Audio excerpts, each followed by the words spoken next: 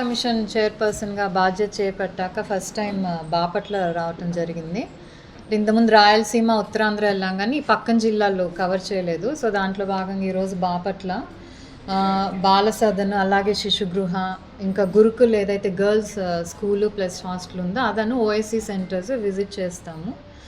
అలాగే ఇందాక కలెక్టర్ గారు కూడా వచ్చినప్పుడు కొన్ని ఇష్యూస్ మాట్లాడాం. ఏంటంటే మేము రెగ్యులర్గా చూసే కంప్లైంట్స్లో ఏవైతే ఉంటున్నాయో, ఒకటి వచ్చి వర్క్ ప్లేస్లో సెక్షువల్ హెరాస్మెంట్ అనేది కొంచెం ఎక్కువగా ఉంటుంది. Let it be in private ఇన్స్టిట్యూట్స్లో కానివ్వండి, లేకపోతే కొన్ని గవర్నమెంట్ ప్లేసెస్లో కానివ్వండి. సో దీనికి ఏంటంటే ఇలాంటిది జరగకుండా అనేది పాష్ యాక్ట్ అనేది ఇంప్లిమెంట్ అయింది 2013లో. కానీ దాన్ని కొన్ని ఇన్స్టిట్యూట్స్ కానీ కంపెనీలు కానీ సీరియస్గా తీసుకోవట్లే. ఏదైతే వాళ్ళ బాధ్యతగా ఇంటర్నల్ కంప్లైంట్ కమిటీస్ అనేవి ఫామ్ చేసి రెగ్యులర్గా మీట్ అవుతూ ఏమైనా ఇష్యూస్ ఉన్నాయా, ఉంటే ఎలా హ్యాండిల్ చేసి ఇవన్నీ కూడా వాళ్ళు ఫాలో అవుతూ ఉండాలి. కానీ మేము నోటీస్ చేసింది ఏంటంటే ఇలాంటిది ఎక్కడా కూడా ఫాలో అవ్వట్లా. ఏదో డిపార్ట్మెంట్ వాళ్ళు అడుగుతారు, పీడీ అడుగుతారు, కలెక్టర్ గారు అడుగుతారని ఏదో డేటా అయితే పంపిస్తున్నారు ఆన్ పేపర్ తప్పితే వాటి ఫంక్షనింగ్ అనేది మాత్రం సరిగ్గా ఉండట్లేదు. ఎందుకంటే మాకు దాదాపు వీక్లీ ఒక కంప్లైంట్ అన్న వస్తుంది. ఆల్ ఓవర్ స్టేట్ పనిచేసే చోట ఇలా అవుతుందని చెప్పి చెప్పారు వినోద్ గారు. ఆయన వచ్చి 3 months అయింది. సో ఆయనకి ఏంటంటే already he has a plan. CC cameras అనేవి ప్రతి చోట కూడా పెట్టదలుచుకున్నాం అనేది ఆయన చాలా క్లారిటీగా చెప్పారు. ఎస్పెషలీ గవర్నమెంట్ ప్రెమిసెస్లో కానీ, ఎంట్రన్స్ దగ్గర కానివ్వండి, లేకపోతే రిసెప్షన్ దగ్గర. ఎందుకంటే మీరు ఏదైతే ఇప్పుడు ఇన్సిడెంట్ అడిగారు, ఇవేంటంటే అక్కడ ఏమీ సర్వైలెన్స్ లేదనే ధైర్యంతో కొంతమంది అలా అటెంప్ట్ చేయొచ్చు.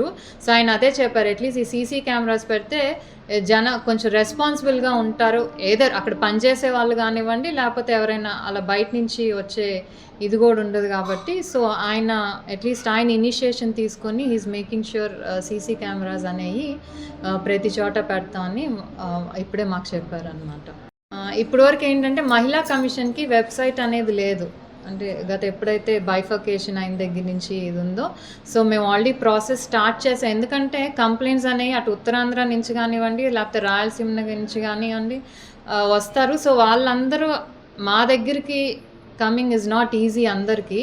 సో అట్లీస్ట్ ఒక ఆన్లైన్ పోర్టల్ అనేది క్రియేట్ చేస్తే దాంట్లోనే వాళ్ళు కంప్లైంట్ రేజ్ చేయటం, అలాగే ప్రతిసారి మాకు ఫోన్ చేసి మా కంప్లైంట్ ఏమైందని కనుక్కునే బదులు వాళ్ళు ఏదైతే లాగిన్ అయిపోయి వాళ్ళ స్టేటస్, వాళ్ళ కంప్లైంట్ కూడా ఎక్కడి వరకు వచ్చింది, పెండింగ్ ఉందా, ఏంటి, క్లోజ్ అయిందా, ఆ ట్రాకింగ్ కూడా చేసుకోవచ్చు.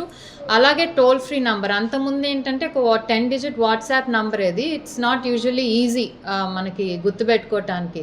సో ఆల్రెడీ ఓఎస్సీ సెంటర్కి 181 అని ఉంది, అది నోటెడ్ అయిపోయింది. సో అట్లీస్ట్ మహిళా కమిషన్కి కూడా ఒక టోల్ ఫ్రీ నంబర్ అనేది ఈజీగా గుర్తుపట్టడానికి మేము ఒక క్రియేట్ చేస్తున్నాం. సో మెయిన్ వచ్చి ఆన్లైన్ ఇది టోల్ ఫ్రీ నంబర్ అనేది త్వరలో వీళ్ళు పబ్లిక్కి తీసుకొస్తాం అందుబాటులోకి. కలెక్టర్ గారి దృష్టి తీసుకెళ్ళి ఇలా ఈ డిస్ట్రిక్ట్లో కొంచెం కలెక్టర్ సీరియస్గా ఉండి డెఫినెట్లీ ప్రతి ఆర్గనైజేషన్ కూడా ఇంటర్నల్ కంప్లైంట్ కమిటీస్ అనేది ఫామ్ చేయాలి.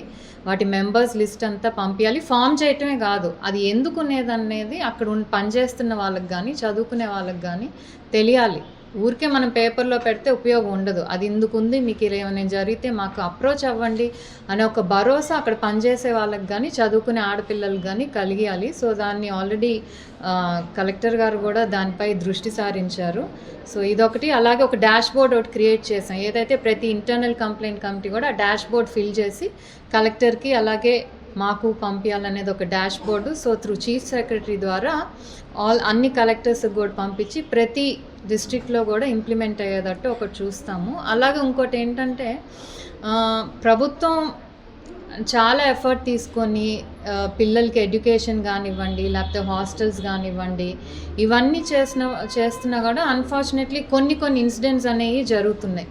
ఏంటంటే ఆడపిల్లలు ఒక్కొక్కసారి వేరే వాళ్ళు వచ్చి స్కూల్లో నుంచి తీసుకెళ్ళటం, అలా కొన్ని ఇన్సిడెంట్స్ జరుగుతున్నాయి. సో దాన్ని ఎలా మనం చేయొచ్చు అనే దానికి కూడా మేము ఆల్రెడీ లెటర్ కూడా రాసాము కమిషనర్ ఆఫ్ ఎడ్యుకేషన్ గారికి. ఎందుకంటే రోజు పేపర్లో కానివ్వండి అట్లీస్ట్ వీక్లీ వన్స్ ఇలా ఎవరో వచ్చి తీసుకెళ్ళిపోయారు మేము పలానా అని చెప్పి అంటే ఎంత ఎఫర్ట్ ప్రభుత్వం పెడుతున్న ఎఫర్ట్ కూడా ఇలాంటి చిన్న చిన్న ఇష్యూస్లో ఒకటి ఏంటంటే పిల్లలకి అవేర్నెస్ లేకపోవటం వల్ల అనేది కూడా జరుగుతుంది. సో అందుకే మేము ఇక్కడికి వచ్చి ఇక్కడ బాల సదన్లో చిన్నపిల్లలతో ఇంటరాక్ట్ అయినప్పుడు ఎమర్జెన్సీ నంబర్స్ కానివ్వండి లేకపోతే గుడ్ టచ్ బ్యాడ్ టచ్, ఎందుకంటే చదువుతో పాటు ఇవి చాలా ఇంపార్టెంట్.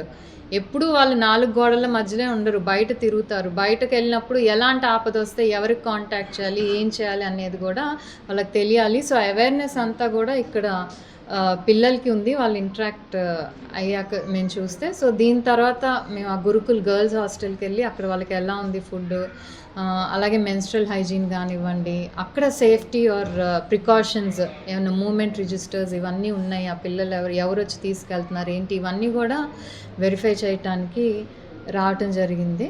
సో అది మేము ఈరోజు వచ్చిన local to global news at your fingertips. మీ చేతిలో ఒక ఆయుధం. Download Raw TV app. Media legend Ravi Prakash is back.